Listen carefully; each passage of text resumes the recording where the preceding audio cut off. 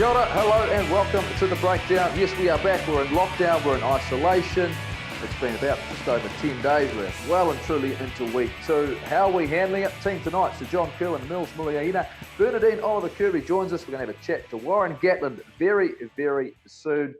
JK, it's been 8, 9, 10 days. How are you coping? And what have been your coping mechanisms? Oh, yeah. So, I've been at peace with my emotions, so I'm not worrying about my emotions. So I've been a pretty big range of those.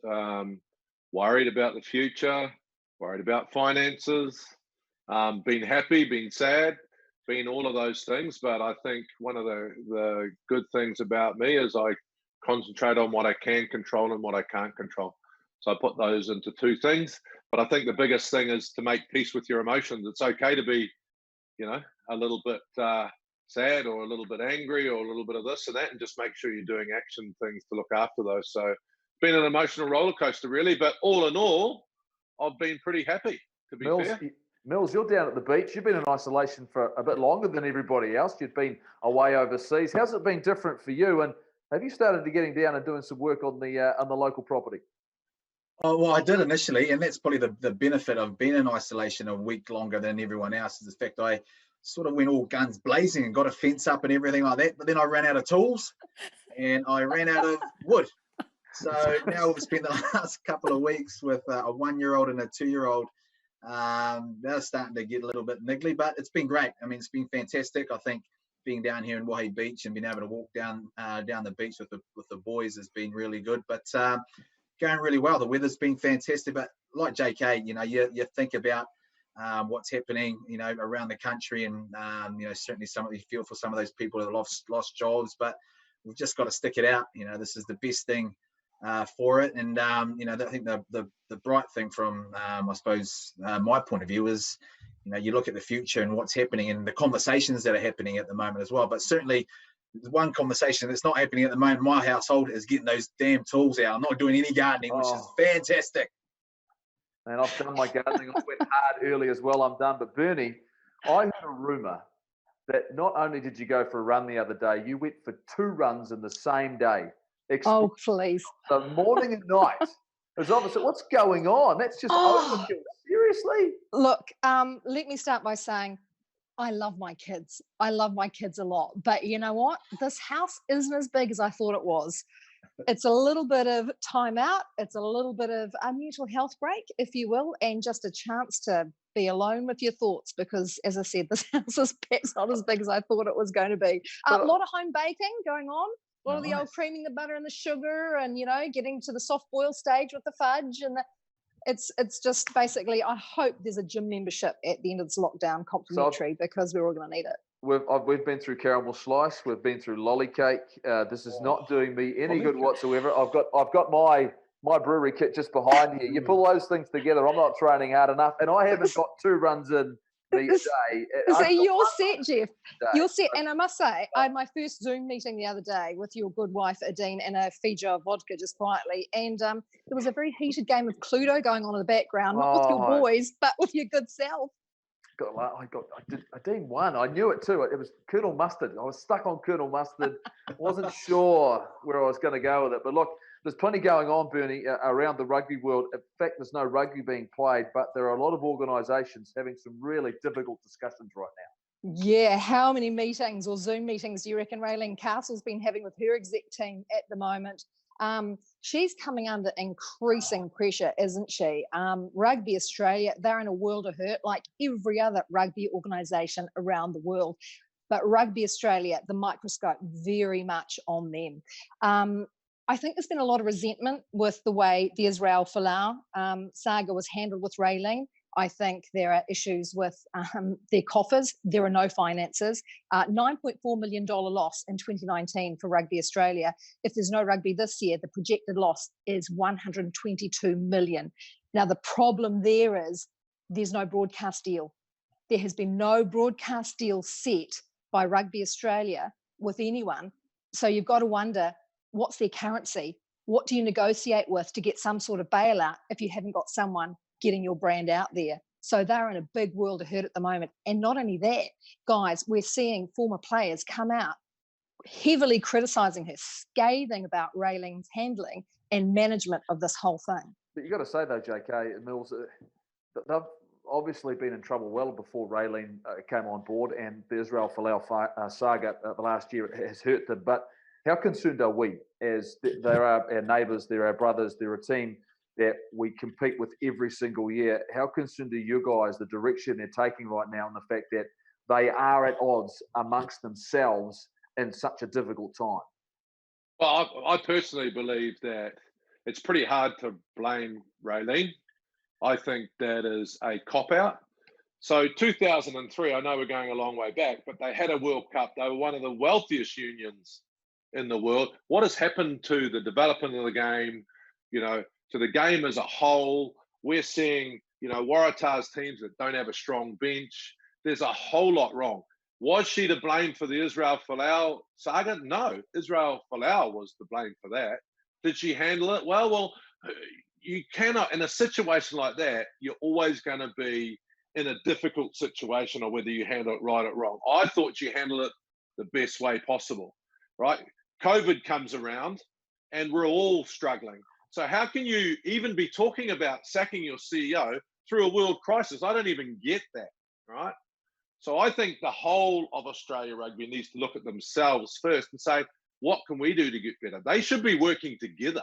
I mean, as you guys will know, as ex-All Blacks, we very rarely go outside with our criticism before we've said it inside. And I just think that getting attacked from too many people must be a pretty lonely place for her at the moment. But some of these real famous ex-Wallabies need to maybe knock on her door or have a Zoom and just say, these are my concerns and here's some solutions. Has anyone given us any solutions? They've always got a board in behind them, and that's Australian rugby and how they deal with that. That's the Southern Hemisphere, but we're hearing from the Northern Hemisphere as well. We're hearing rumblings from the RFU, of all places, talking about bringing global game together. Yeah, that's Bill Sweeney. Interesting that he's come out all of a sudden, isn't he? He's been pretty low and under the radar.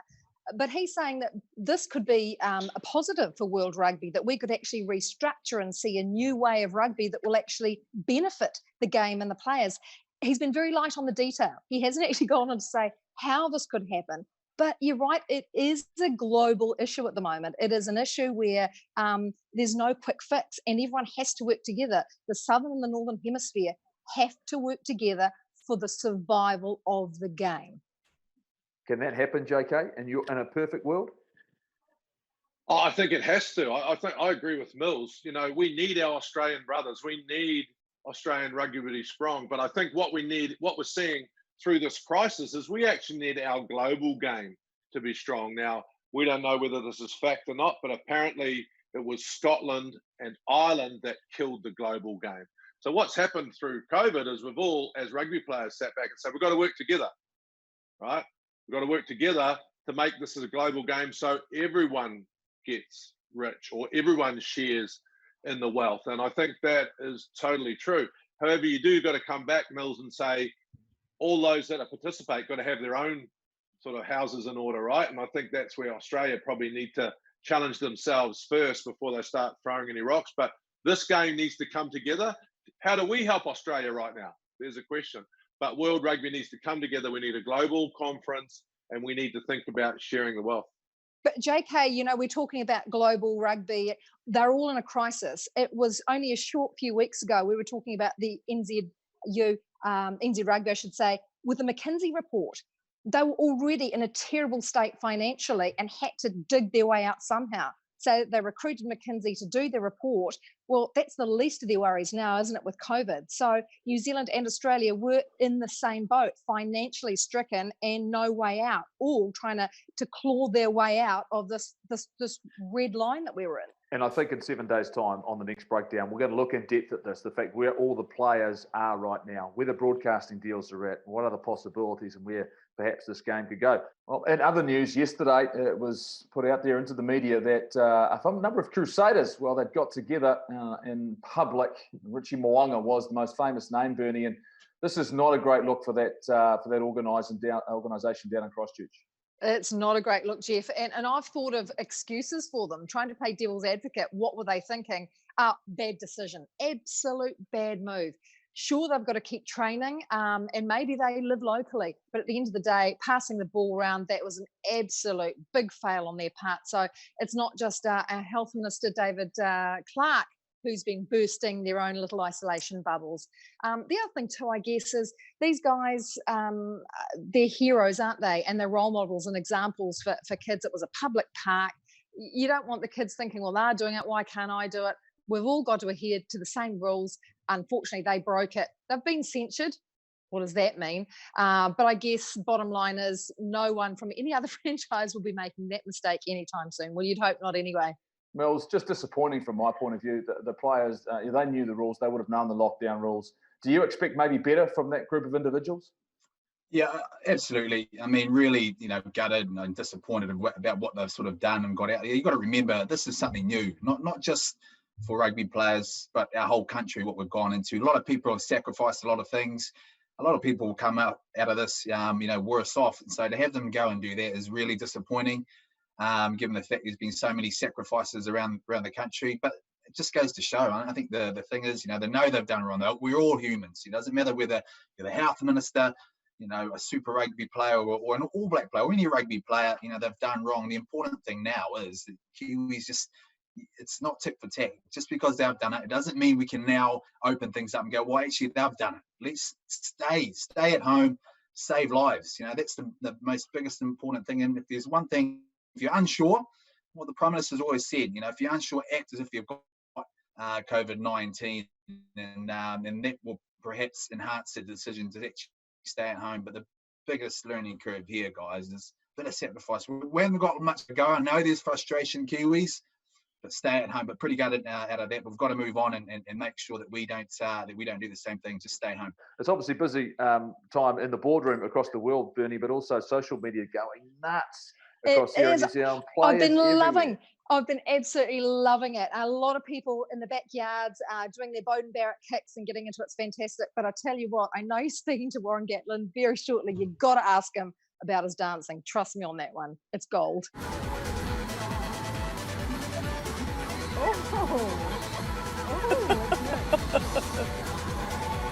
What's that one? Our latest TikTok sensation. That's right. He's the coach of the Chiefs. Warren Gatland joins the panel. And come on, Gats, run me through that. How in the world have you ended up on TikTok? And have you even got an account?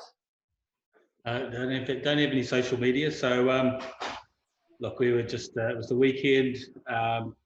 There's a few of us down at Waihi Beach, my daughter and her fiance. They're both lawyers, so they've been working pretty hard. And then Gabby Bryn's here with his girlfriend, so there's 6 of us, and Trudy's mum and dad next door, and we're sitting up on the deck and having a bit of a drink and talking about the week. And I was just dancing away to a bit of music, and Bryn videoed me and said, I'm going to put it out. So outstanding.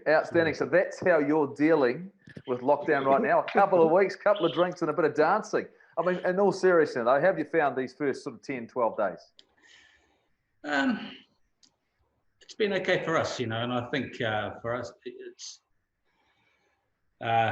we're a group of the 6 of us, so it's not too bad from that point of view in terms of giving each other a bit of space, being able to get out, walk on the beach, do a little bit of training, get some exercise, plenty of jobs to do around the house, and so that's been not too bad. But it's just for us with the Chiefs to stay in touch with some of the players and doing it through Zoom and meeting sort of once a week with groups and just keeping up to what everyone's doing, and that's been probably more important than what we've been doing, really. Gats, you've always been innovative through conditioning.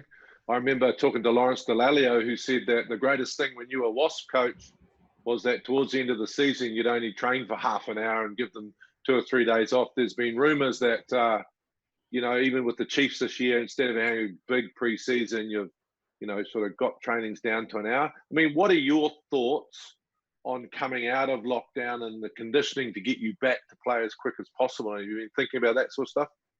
I haven't really been thinking about that too much. I think that's the easy part. It's the easy part. Players will pick up the rugby really quickly. I think the important thing is what's happening now, and it's dealing with the emotional side of things.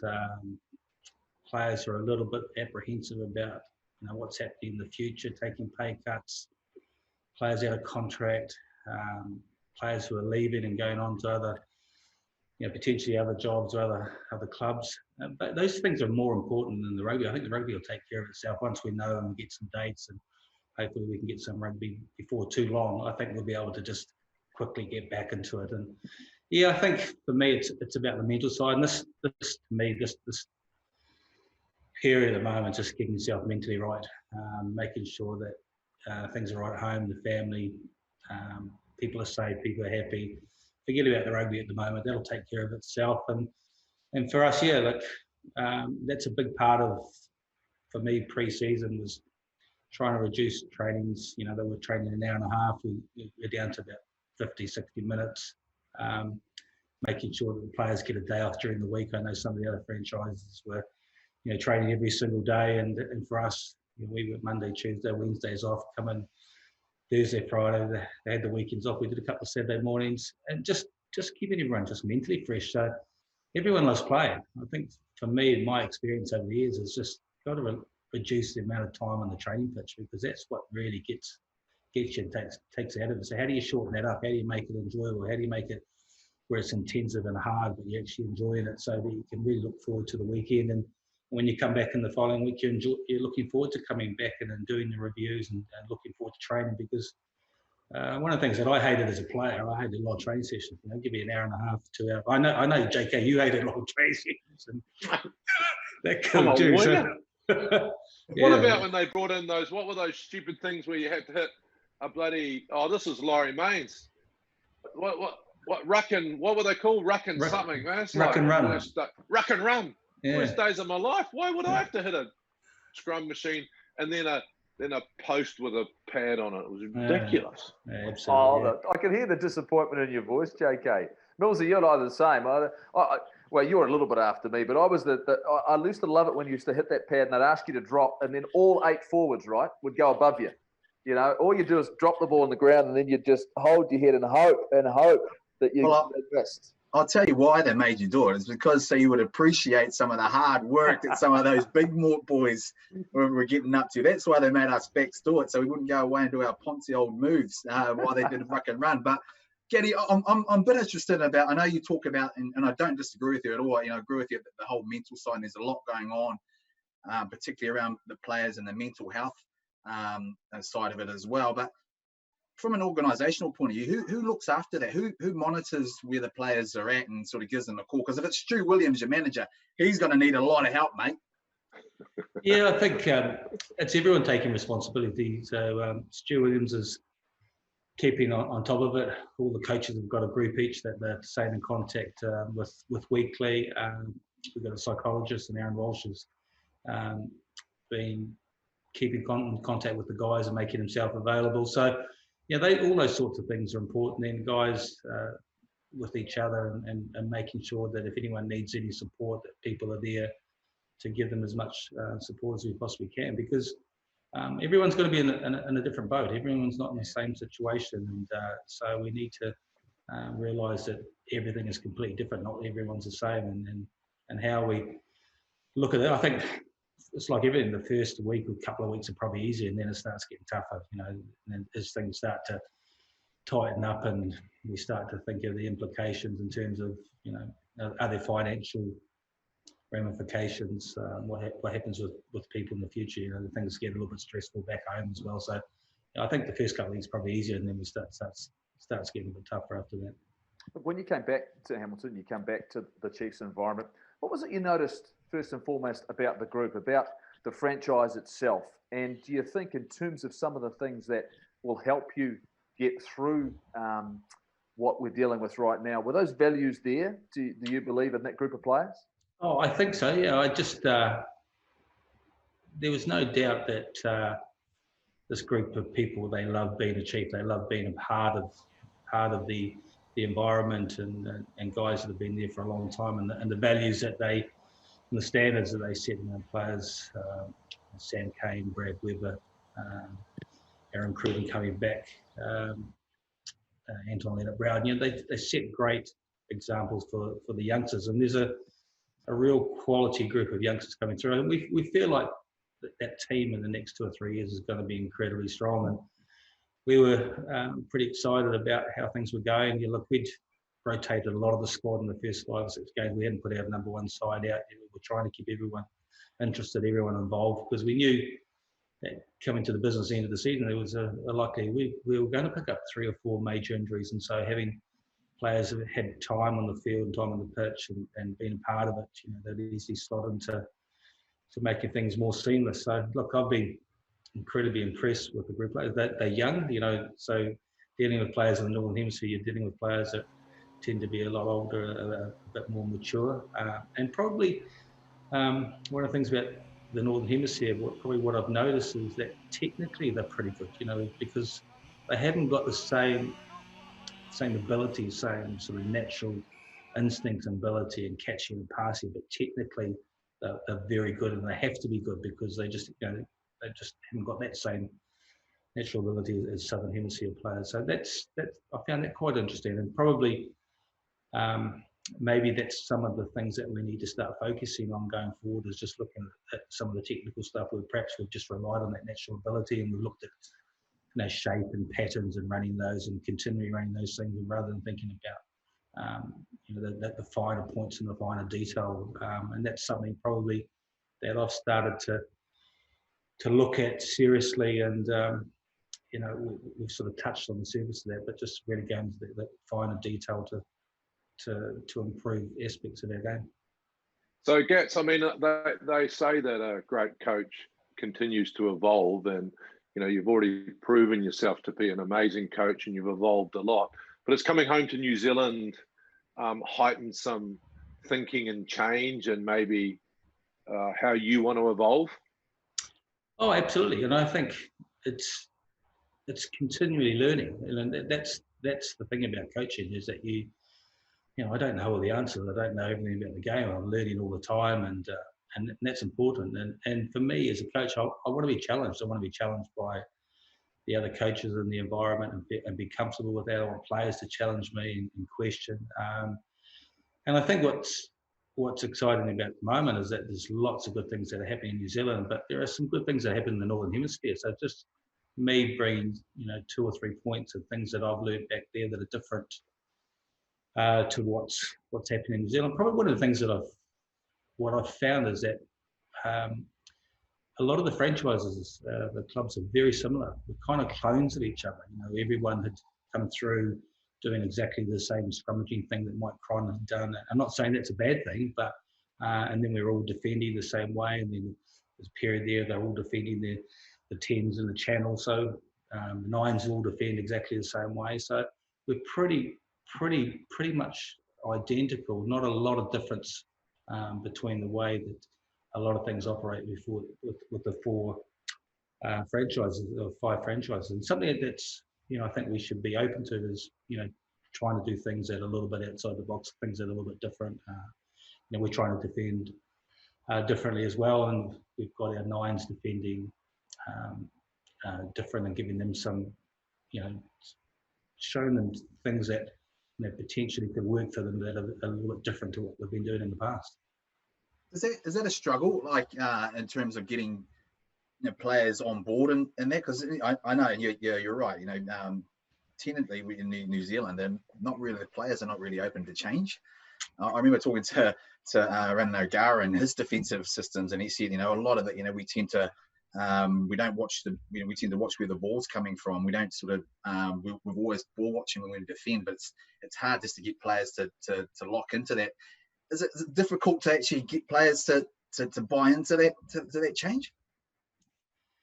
It can be, and we were lucky enough. We probably, we started off right, won a few games, and so it kind of helps, a heck of a lot. You're there because, it's typical. You come back into New Zealand and being the best running nation, year after year after year after year, and because they have been doing things so right all the time, and so to make changes or suggest changes, people are going to look a little bit sideways at you, and they're going to take a little bit of time to to buy into a different idea, a different concept. So it does help winning 1 or 2 games and people going, oh yeah, I can see the benefit of that and change that and just doing things that are different. I mean, like one of the things that we spoke about, and our guys have really bought into it. Someone like Damien McKenzie, who's obviously an outstanding player, and we talked about the concept of controlling halfway as a ploy, keeping the ball on halfway, and that doesn't mean that you play phase after phase after phase on halfway. That means that you might play 2 or 3 phases and realise actually we're not getting anything out of this. So can we find some grass somewhere? Can we put the ball up in the air? Put the ball into their 22, because if they catch it, there's 90% likelihood, 95% likelihood they're going to kick the ball back. And then we get the ball back on halfway. And what are we good at? We're pretty good at a counter-attack. And we're pretty good from set-piece starters. So if they kick the ball out, we've got a set-piece starter, we've got a counter-attack opportunity. And again, we're in charge of the ball, so we're controlling halfway. And you might go through that sort of mentality 3 or 4 times until something opens up. And so that's just kind of changing the mindset about what some of them may have done in the past. And I think you talked to the Chiefs players from last year, and they felt that they had lots of possession, but they played too much rugby around about halfway, and they played phase after phase after phase. Went nowhere, 6, 8, 10 phases. Ended up turning the ball over. All of a sudden there's a penalty, and they're in their own 22 and defending. So it's just a slight tweak and a mindset about being smart about what we do, and there's that that term about controlling halfway. And like I said, Damien McKenzie's been absolutely outstanding and really bought into that concept. And it's just just something a little bit different that I would have brought back from my time with Wales, and just having players thinking about the ball and thinking about how we control the game and what we do with it.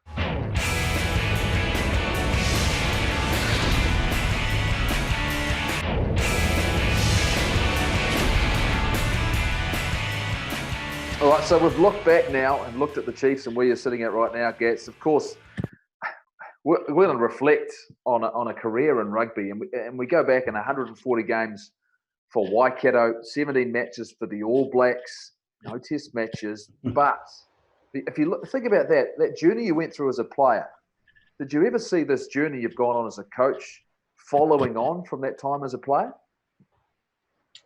I think I was always going to be a coach. I was lucky enough. I played number 8 until I was about 19 or 20, and then realised I was going to be too fat and too slow and not tall enough to be a quality loose forward. And even though I played rugby for Waikato schools and all the regions and stuff, and been on a short list for New Zealand schools, someone said, had you thought about moving to the front row into a hooker? And I loved it. I just loved the physical element, the opportunity to get your hands on the ball on a regular basis and stuff. So, and those experiences with the All Blacks for me, sat on the bench for a number of times behind Fitzy. Those are the injury days, never got a chance to get on. But I think it made me understand, and it made me a better coach, because I was always analysing my game. So you're thinking, you go away on an All Black tour, and you're thinking, right, how do I get a test spot? Well, there's 2 ways. It's either the team plays crap and loses 4 or 5 games, and you don't want to be a part of that, or the player in front of you gets injured, and you're kind of not.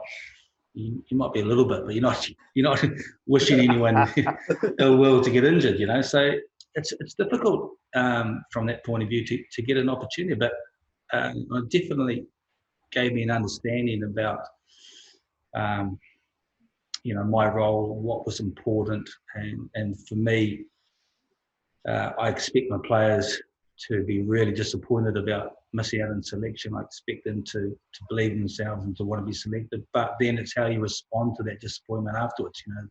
You have a role. You've got to put that disappointment behind you pretty quickly. If you sulk and you throw your toys out of the pram, you're going to find yourself not in my squad too often. So then your role becomes about supporting the team and doing whatever it is and whatever it takes to get that starting 15 or the 23 best prepared for that weekend performance. So I expect you to be disappointed. I expect you to be come to me and express that disappointment, but then you've got to get over it pretty quickly because the team is more important. Coaching against the All Blacks, you and I were around in an era, an amazing era, amateur era, and the jersey, I'd say it still feels the same. But then when you go overseas and you've got the challenge of coaching against them, and how is that emotionally for you, and what sort of attitude do you take to a challenge like that? Yeah, look, I'm an incredibly proud Kiwi, and every time the All Blacks go out and play, I'm supporting them and wanting the All Blacks to go and win competitions and win games. Not just the All Blacks, but any New Zealand team and any sporting team, and whatever it is. But when you're coaching against the All Blacks, and my job then is to give 100% of what I've got to do whatever I can to beat the All Blacks, and your family get in and behind you and support you, because it's about family, and that's important. So it's kind of like, it's difficult because, like I said, we've been a proud Kiwi, but when I'm coaching against All Blacks, I'm desperate to want to win.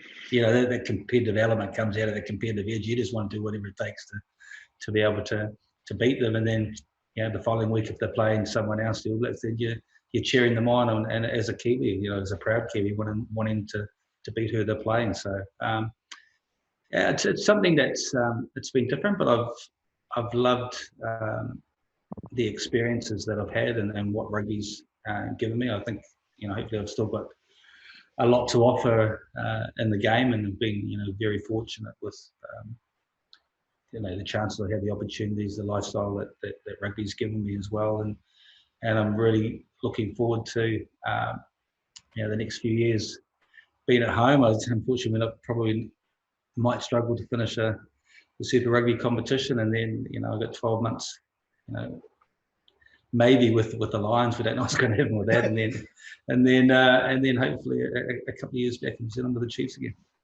Yeah, you've always, you're talking about you've always known you'd wanted to be a coach, but have you got a template? Because you go from the Irish setup, you go straight into the Wasps, who were struggling. They're at the bottom of the table. All of a sudden, you bring them up, and you win the Premiership, you win the Heineken Cup. You come to New Zealand, same thing happens with Waikato.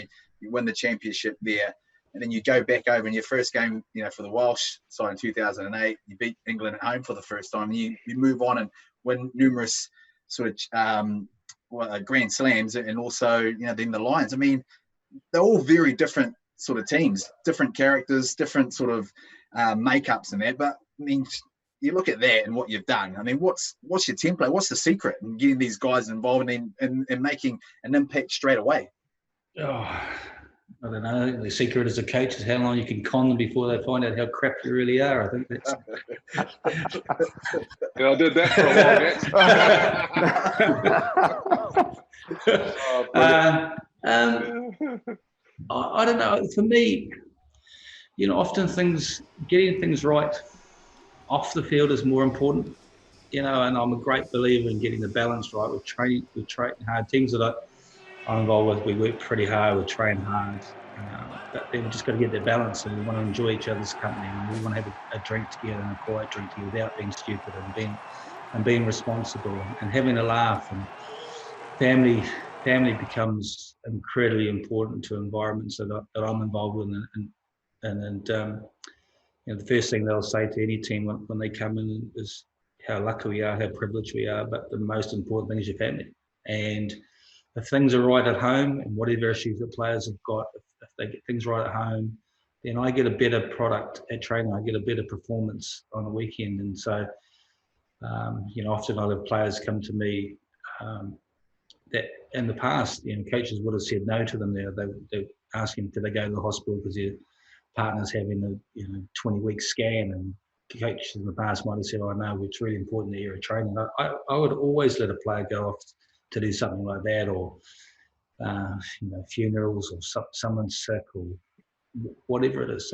Probably the strangest request I had was from Samson Lee, who comes from a travelling background in Wales, and he said to me, "Is it all right if he missed training on the Tuesday?" This is before a test match, because he had a planning meeting with the Llanelli Council for travelling sites on St. Helena he'd bought for his family. And it was really important to him, you know, and so I kind of look at it and go, I just treat it as though he's got an injury, he can't train anyway, and I know that by doing that, the next time when I need something from him, he's going to and put a bit of pressure on him. So he's going to deliver. So when you've prepared for games and you've looked across at the opposition, who are the coaches? Who's the coach you've respected the most, that you've come up against a lot, maybe who maybe sees that has the same similar philosophies, or one you just really love beating? Oh, you love beating Eddie Jones. I like. Oh, everyone does. Yeah, but I actually, he's good company. I've been out for dinner with Eddie a few times, and the whole media thing it's just a game. You know, you'll get asked a question, and you might give a response to it, and then they'll use your answer and says, "Oh, Warren Gatland said such and such," and you know, and then Eddie will respond to that, and we just go out and sometimes, you know, before competition, before the Six Nations, we get out for dinner, and we just have a laugh about, you know, what happens in the media and stuff, and it's just part of it. It's just part of a big game. We have a bit of a, I think, you know, Six Nations launch. I said, "Go on, Eddie, go out there and throw a few hand grenades," will you? And he'll say the same to me as well. So, look, you know, he's always, you know, it's always nice if you can get one up on him.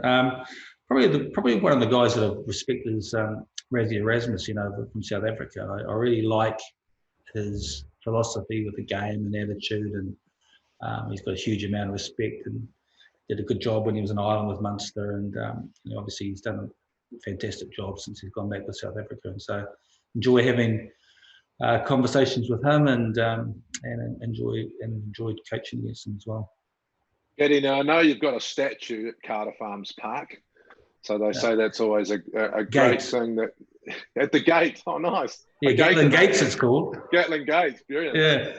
So it was just talking about the media hype and all that stuff. Did sort of Warren Ball really annoy you? And if it did, what was it? Or was it just something that, you know, you thought at the time, oh, I'll just play the game, you know? If you had to give it your own name, what would you give it? Winning Ball. Winning Ball. Is that what you're talking about? Winning Ball. Okay, gotcha. Simple, right? Yeah.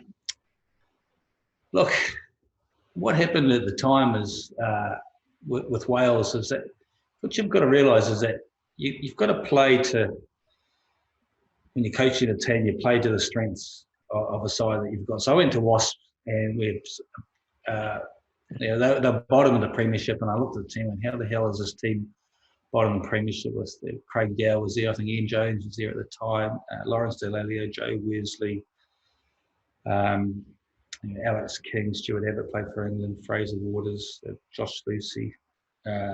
You know, it was a pretty good team, but it wasn't a big team. And so we played some pretty exciting rugby and you know, kept the ball in play a lot, and were very attacking the way that we played. So you go to Wales and you look at it and you realise you're a little bit limited, just with, firstly with depth. You've got four teams to pick from, and I first went to Wales, and I think at that stage each team could have 8 foreign players. So imagine if there's 8 foreign players in the starting 15, we're only picking from 28, potentially 28 players who are Welsh qualified. And the first, I think at that time, out of the 4 teams are playing the weekends, out of the 12 loose forwards, 8 of them were foreigners.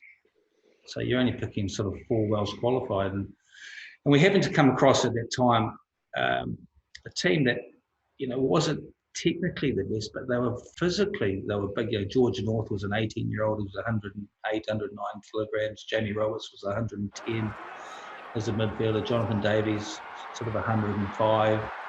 And we used those players, I think, to the best was to, you know, get us across the game line, to get us on front foot ball, which is, I don't think it's any different to what everyone else does. And try and play off the front foot and play from there. And then, you know, I think Brian Smith coined the phrase Warren Ball, and kind of never really knew what it was. So just like using big men to get across the advantage line. No one else has ever done that, Gats. No. No one. No, I don't think Jonah was never used in that way, was he? Well, JK, I know I certainly wasn't used. I'm pretty sure these other two fellows as well. Mills, was that a role you ever had to? Oh, you played centre for a bit, or they just miss you out?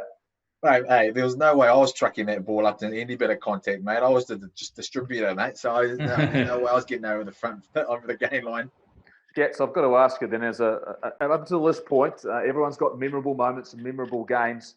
We'll park the coaching for just a moment, but as a player, I think it's important you talk about some of the great games you've had. And I'm pretty sure there'd be one in particular against one of our fellow panelists that might stick well and truly, clearly in your mind as one of the greats.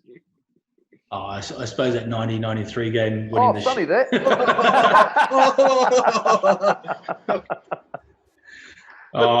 It was, look, I take my hat off to, Auckland at the time and what they had done and how long they'd kept that shield. And to me, I loved playing against Auckland. I just learned so much of the player. I think at the time when they were at their best, they were the best team in the world. I think they were better than the Aucklands. They were just sensational. I remember the first time I think I played them, we lost by about 30 points. And I had such a buzz as a player. I went, oh my God, I want to play them next week.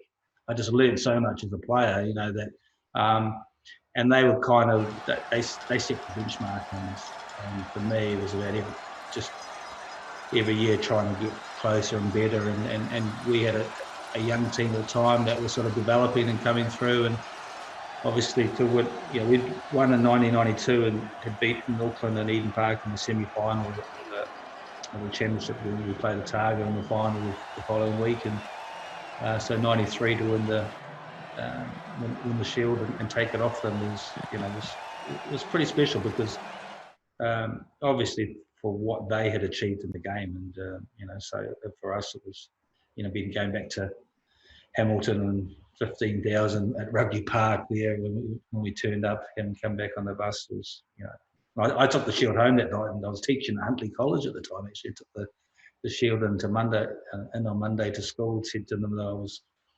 bringing the shield on a Monday. No one believed me, and so I took the shield home that night after we'd won it. Slept with it in bed, and took it to school on Monday. Oh, outstanding! Give us your memories, JK, because it's not often you guys had to face that. But when it finally happens in front of your family, the reason why I hate that game so much is not for Waikato. Waikato deserved to win that day. They were outstanding. And the thing I remember most about that era was the type of rugby we were playing. It was, like Gat said, it was so much fun. But, I'll challenge you all to think about, we've all got great rugby memories, but I actually played really badly that day. That was probably my worst game as a rugby player. And that's what upset me the most. Like, take nothing away from Waikato. They deserved to win. They were outstanding from a personal point of view. And they didn't let us play well all day, but I was really bad. And when you walk off a rugby field, and often people think about your career, and when you look back at your career, everyone remembers the good things. But I hated that game so much just because Waikato were so good. And personally, I was shit. Am I allowed to say that? Probably not, but I was. Yeah, you are. We've all had those days, though, Mills. We've all had those days.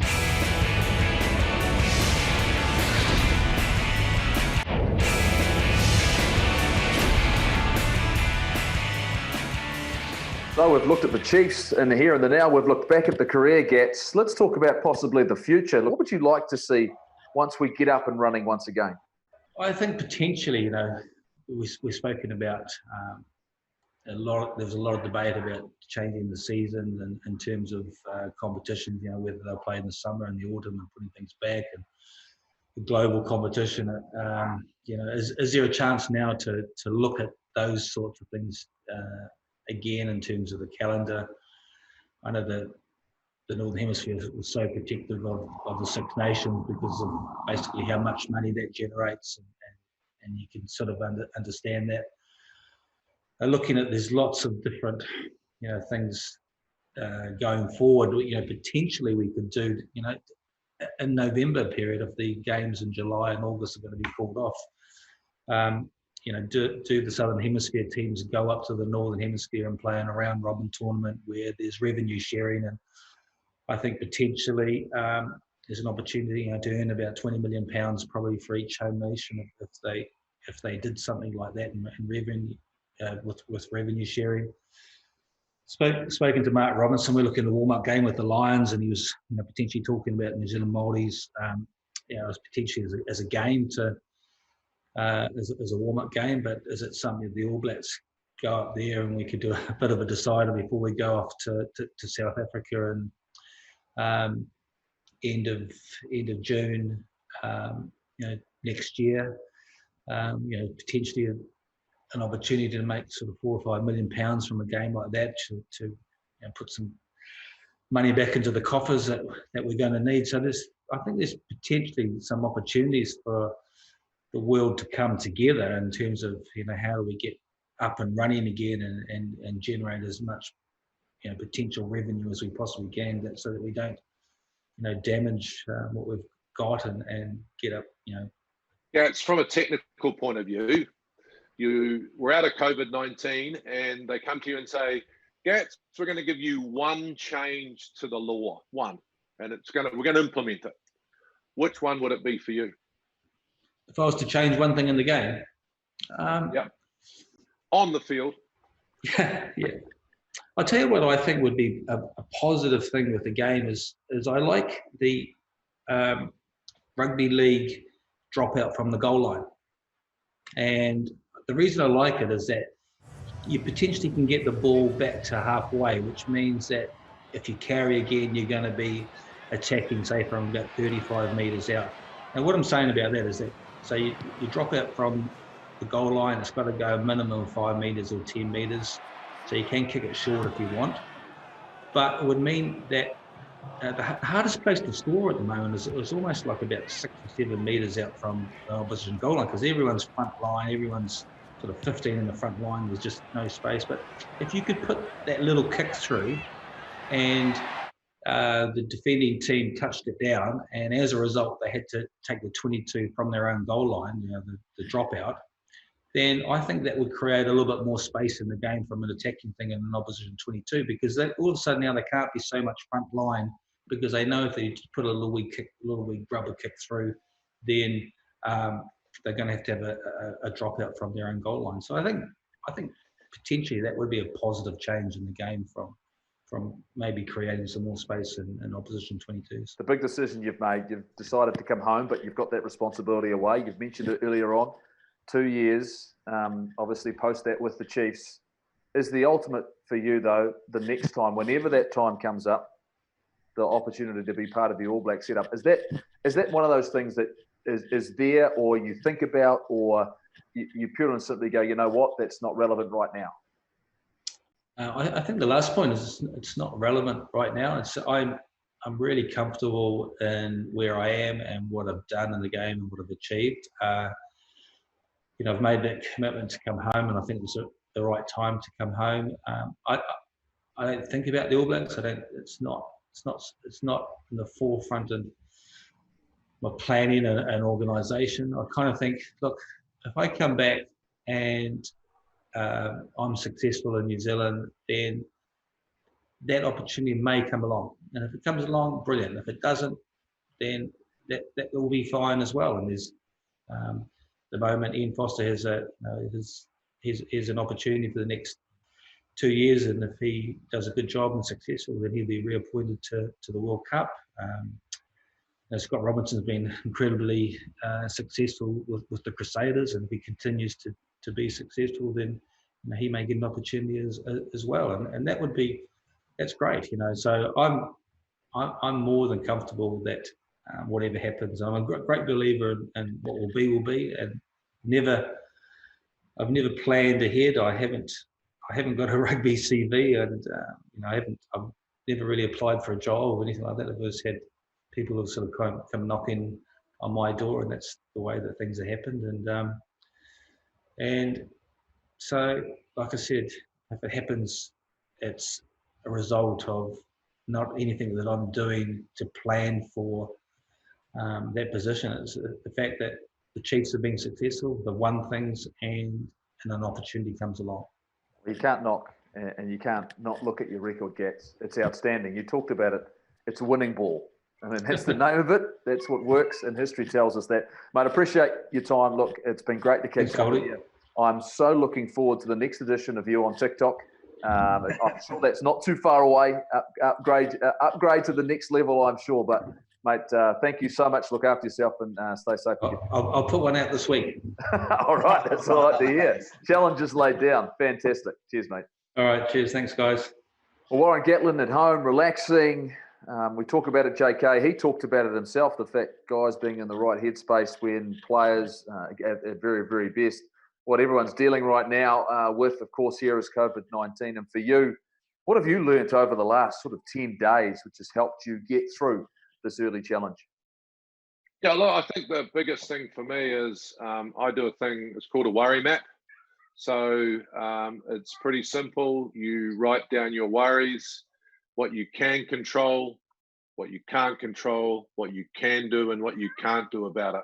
And then what happens is instead of having a worry, you've got an action plan. And so that's really important. And then you just put those action plans in place. The second thing that's really important is, I know social media is fantastic and it's been really important in a lot of people's lives, but that's not connection. That's group connection.